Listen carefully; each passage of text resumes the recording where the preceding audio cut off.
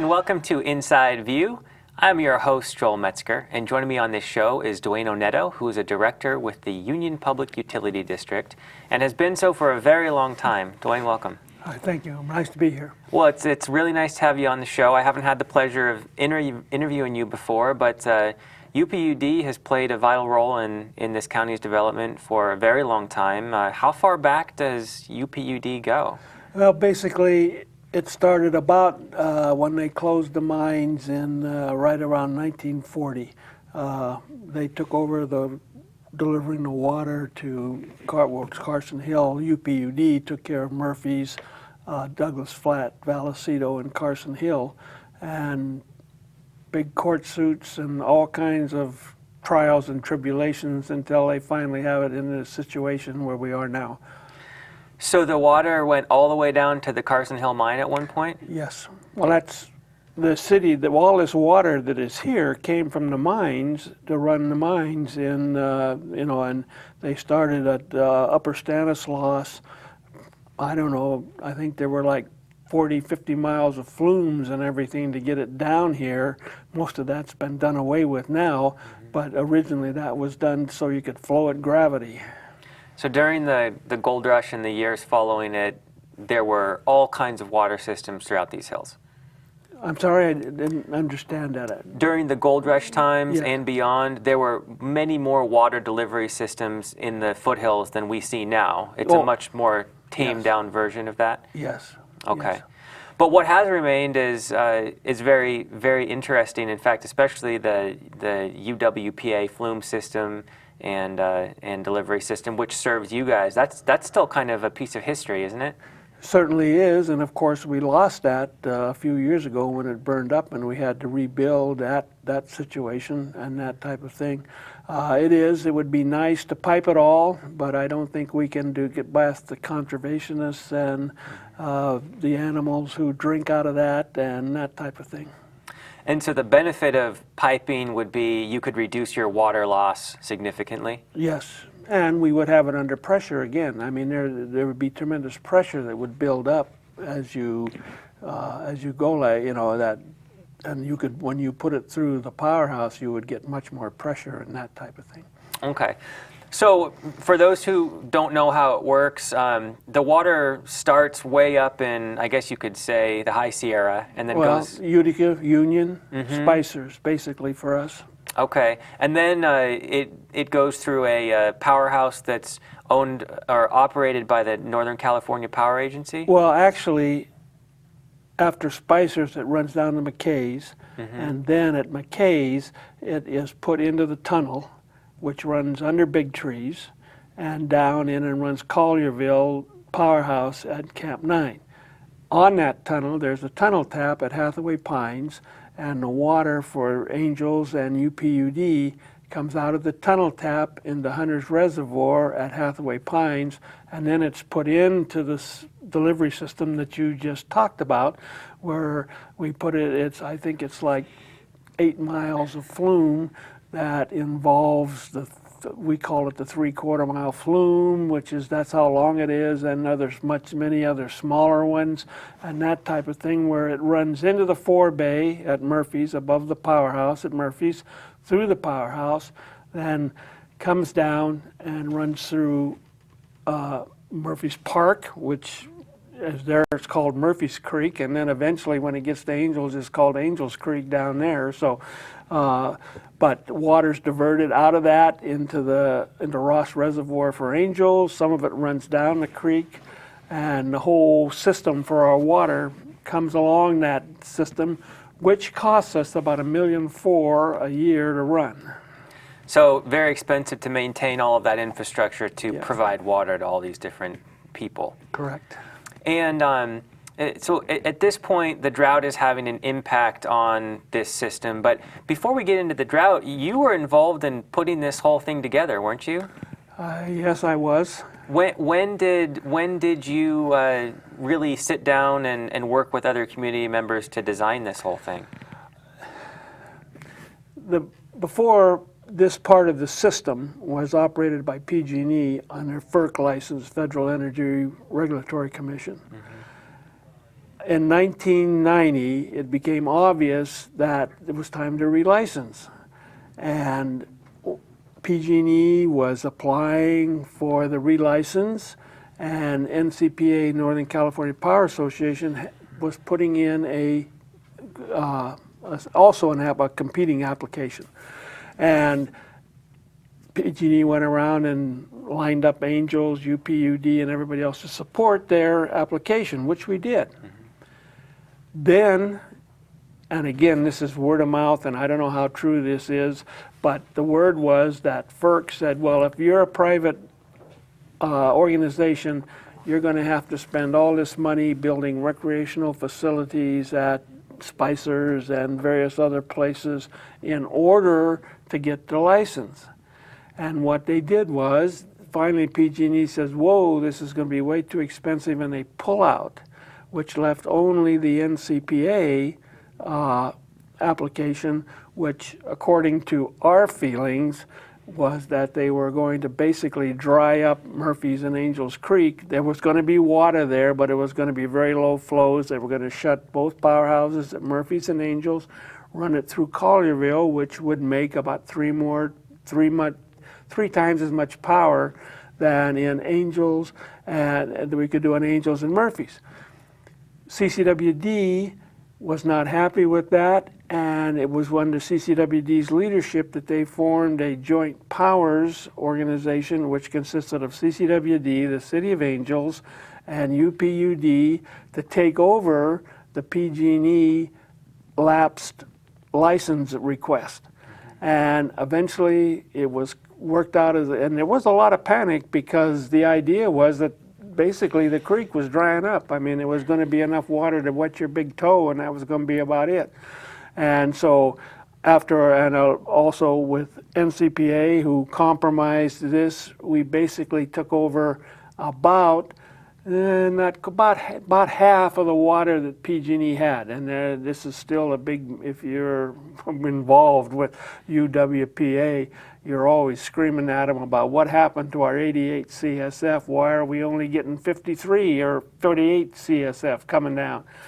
And there was a elaborate chart with 6 levels of, depending on the amount of water and rainfall that occurred up in the Sierras, and the state would come up with the figures about how much water was running off and that type of thing.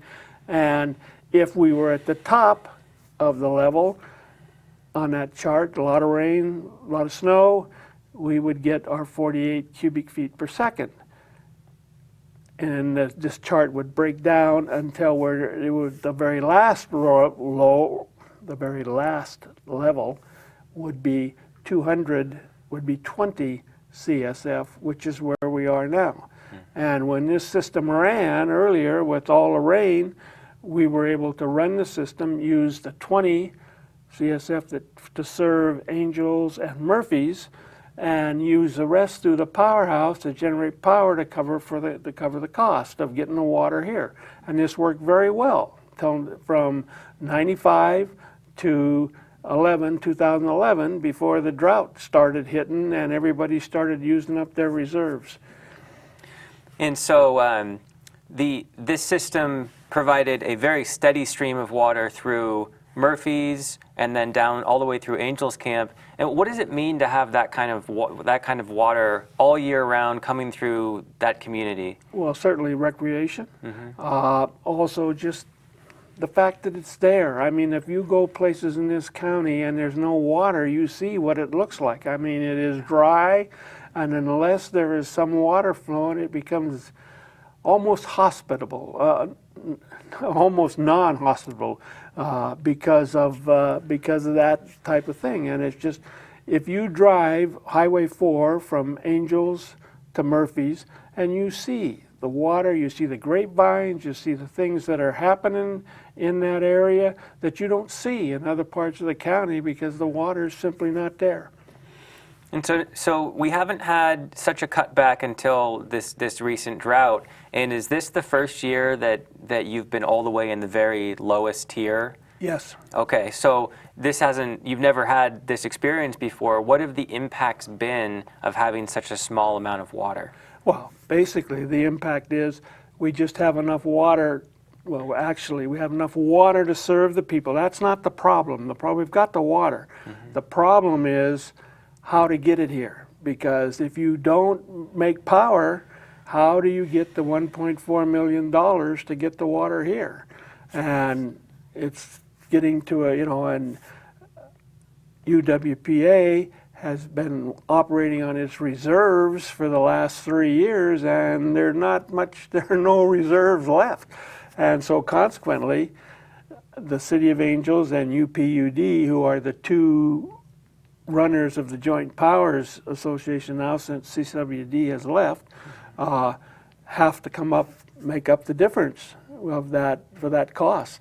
So whether you're making a bunch of power or not, it still costs about $1.4 million to keep that system maintained and run that system and deliver the water. That's correct. Unless you can generate a lot of power with the water you don't need to serve your customers, you don't have that money in the bank account. That's correct. So what does that mean for the member agencies, UPUD and City of Angels? It means you got to make up the difference between what you don't generate and enough to that. And it looks now, and of course I have not seen this officially, but this is the word of mouth, is that it's going to cost the City of Angels and UPUD about $300,000 to cover the shortfall of UWPA. What kind of percentage of the budget would that be? Is that a pretty huge chunk of money for an agency, or do you have reserves that cover that kind of money?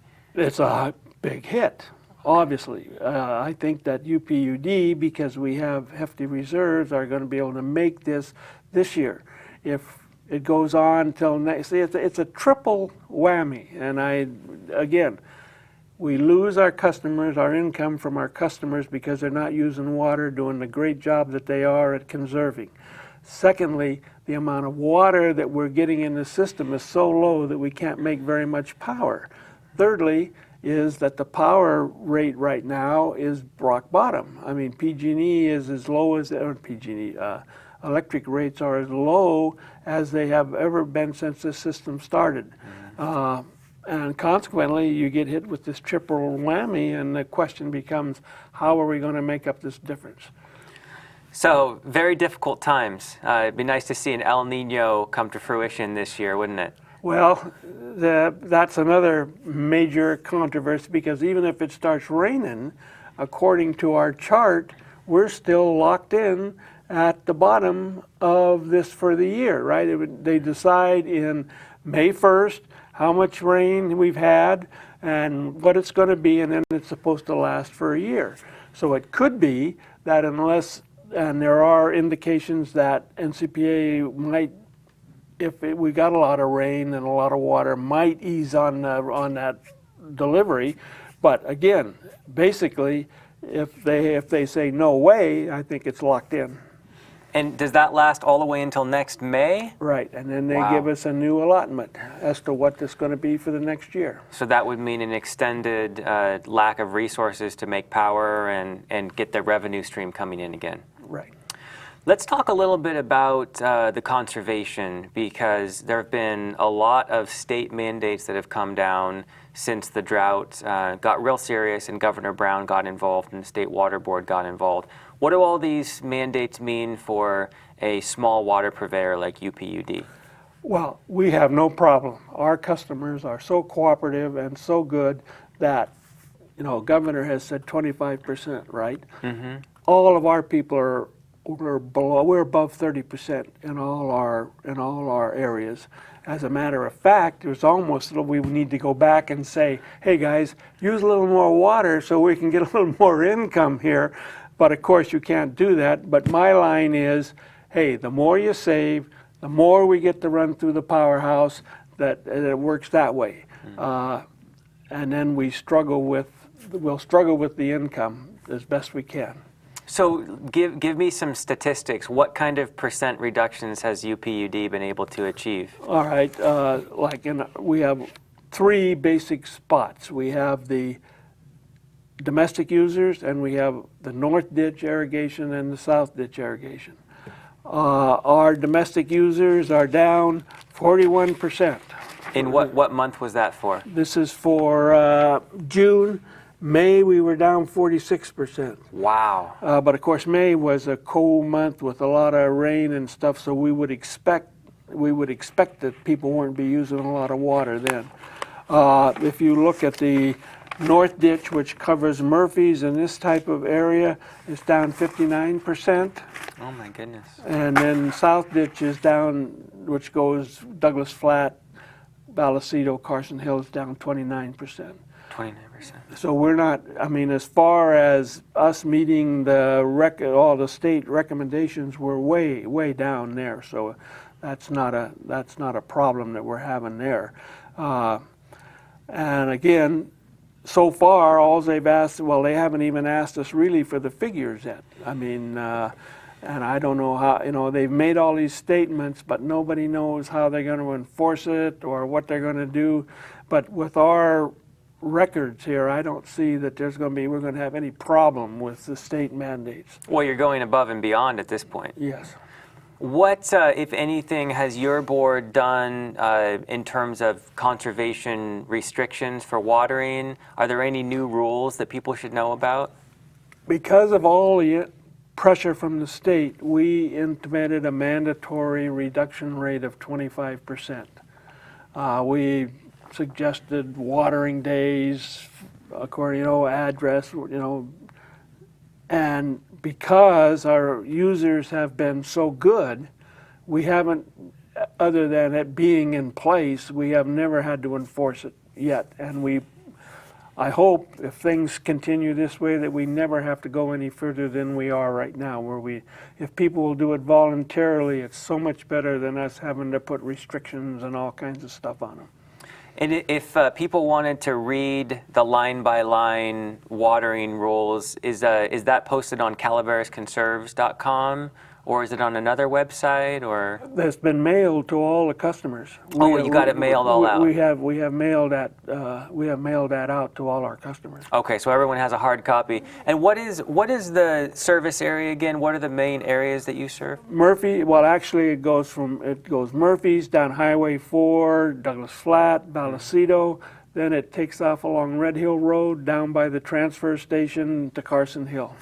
And so you have residential and ag connections all the way through there. We have double system, a domestic and a agricultural system all the way.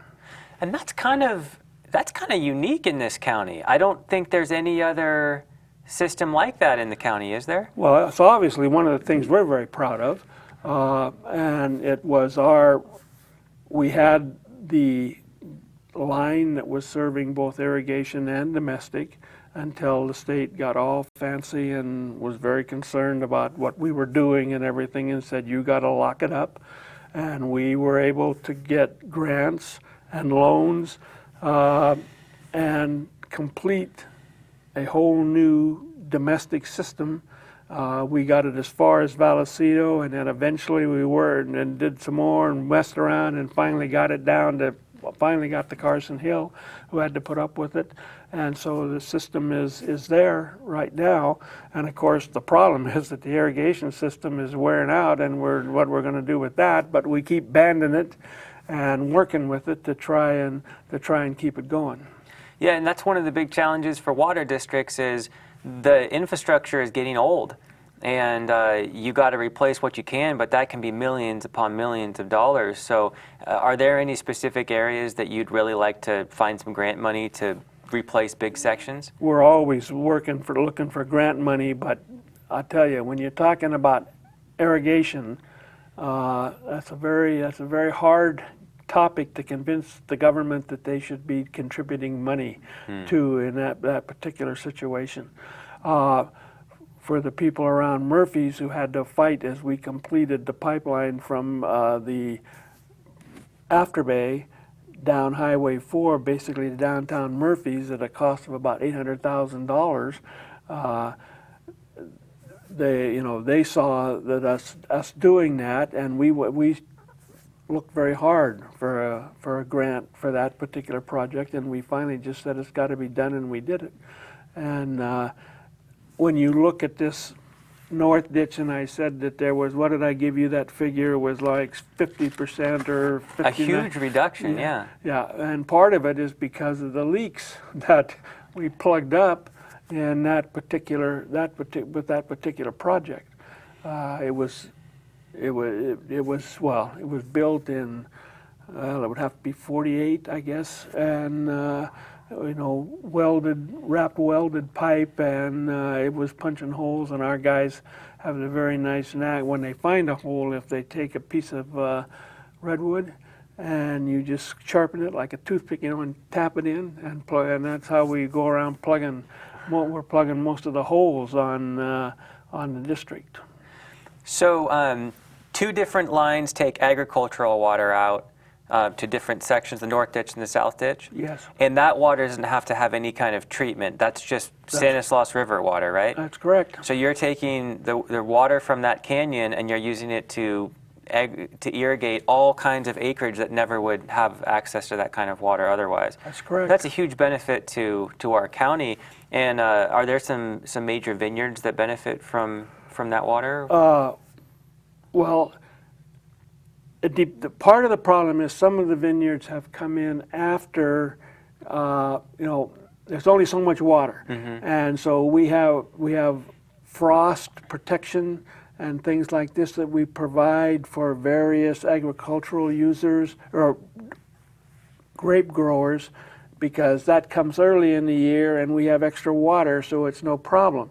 However, the problem right now during the summertime is unless you're on a piece of ground that had an agricultural meter before, like the Tanners, they're a big one, or if you go into Murphy's, the old Batata place right there on the right, as you go up the hill into Murphy's, there's a vineyard right there on the right that was in that, and we have, you know, they had a irrigation meter before, so we've been able to use that, but we have got to the point where we couldn't just, anybody who comes in and asks, we just can't get, we don't have that much water to handle. So, and we try, and there are several applications that we were trying to meet people and add more water to it until the drought. But right now, of course, we've just had to close everything down. Does the majority of the water go to agriculture or to residential people? Agriculture, about 60%. 60%, okay. And so what about the sphere of influence or service area for residential? Could you ever push those boundaries out, or are you concerned about making sure you have enough water for the infill that would come in there? Well, we have to talk a little history here, because when the district was formed, the idea was to make it a gravity flow system so that the district lines went all the way around according to how high the water would go.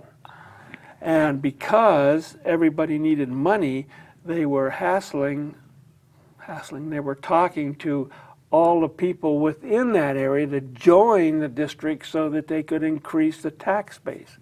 Well, a lot of people, how can I put this? Some people didn't want that tax base and said, no, we're not going to do it. And so there became a very upsetting situation here where you have the people who were in not happy with the people who were out. And so consequently, when the people who were out decided to come in or asked to come in, the other people said, you didn't come in when we wanted, so we're not letting you in now. And they have not changed the boundaries since they were originally formed 1 inch anywhere.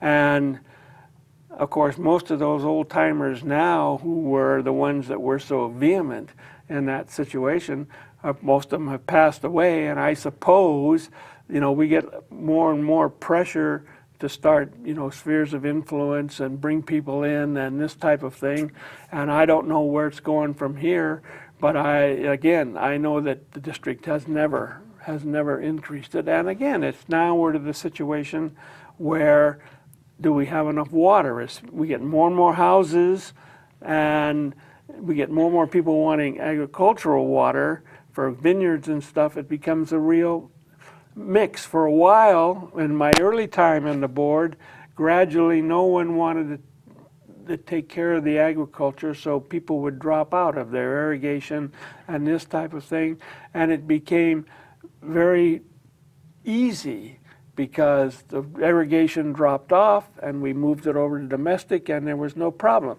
Then John Couts arrived on the situation, built that nice beautiful complex up there, and now everybody else wants grapes and this and that, and all of a sudden we're not losing our irrigation people anymore. As a matter of fact, we have a demand, so now the pressure gets even tighter on what are you going to do with this water. So we just have a couple minutes left, but I wanted to ask you, what has kept you involved with water for more than 30 years? What keeps you going? Well, I got asked in 1976 to run for the board because they needed a representative from Carson Hill. And so I did, and pretty soon it just grows on you because what's happening here, what's happening there, we need to keep this water. I irrigate, I want to keep my water flowing, and somebody needs to do it all. That's all I can say. And it happens that I got a little expertise basically by spending all this time, and the old timers were teaching me what we needed to do and that type of thing. And so I just kept my nose to the grindstone.